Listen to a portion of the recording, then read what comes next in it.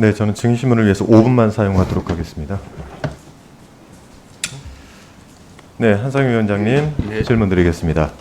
지금 SBS가 무단협 상태인 건 알고 계십니까? 예, 알고 있습니다. 네.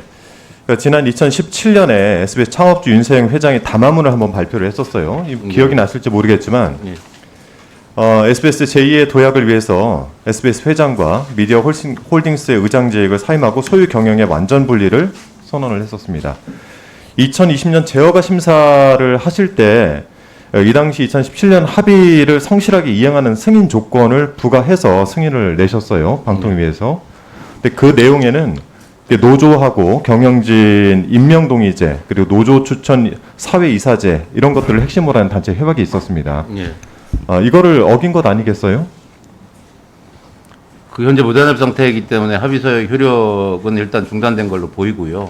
네. 그 당사자 간에 서로 그 해제 단협 해제 원인이 누구한테 있는지에 대해서 다툼이 있습니다. 그래서 그 부분에 대해서는 뭐 저희가 어느 쪽 의견이 맞다라고 그 판단을 하는 건 적절치 않은 것 같다고 생각이 듭니다. 그럼에도 불구하고 지금 SBS가 4월에 단체 협약을 해지 통보했습니다. 이거는 제가 한 10여 년 전에 MBC에서도 같은 사례를 본 기억이 있는데 단체 협약을 해지하게 될 경우에는 뭐 임금이나 뭐 복리 후생이나 근로 조건 같은 것들이 전부 다 협약이 무료가 되지 않습니까?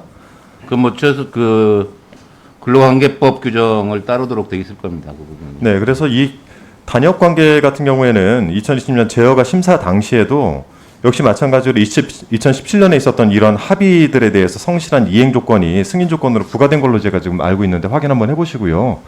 예, 뭐 네. 부과한 거 맞습니다. 예. 네, 그러면은 이 부과하던 당시에 승인 조건이 들어가 있던 건데 이거를 일방적으로 파기를 했는지 이런 여부들을 좀 방통위 내에서 좀 파악을 해보시고 이 관계에 대해서도 방통위 내에서 개입을 하실 수 있는 부분들이 있는지도 한번 확인을 해보시는 게 좋을 것 같습니다. 이번에 그 지주회사 그 최대주주 변경 승인 과정에서 네, 그 합의서의 내용과 취지에 대해서 성실히 협의를 하라는 정도의 권고사항은 부과를 했습니다. 그 SBS 최대 주주 변경 진행 과정도 지금 우려스러운 부분들이 좀 제기가 되고 있는데 뭐 이제 물론 이게 언론 노조 쪽 입장일 수는 있습니다. 예.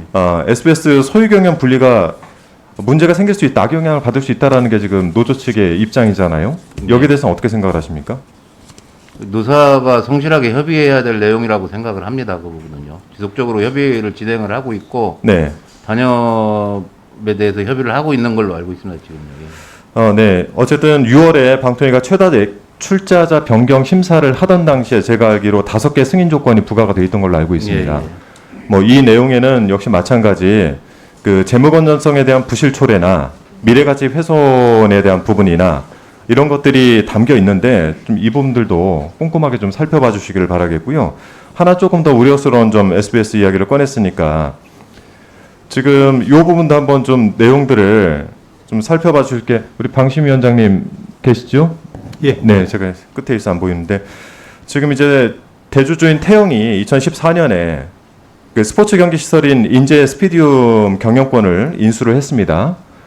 그리고 지금 뭐 모닝와이드나 뭐 런닝맨, 컬투쇼 같은 이제 그 프로그램들을 이쪽에서 이 배경을 그러니까 인제 스피디움이라는 데를 활용해 가지고 제작을 할 수 있도록 지시를 했다 이런 이제 주장들이 지금 있어요.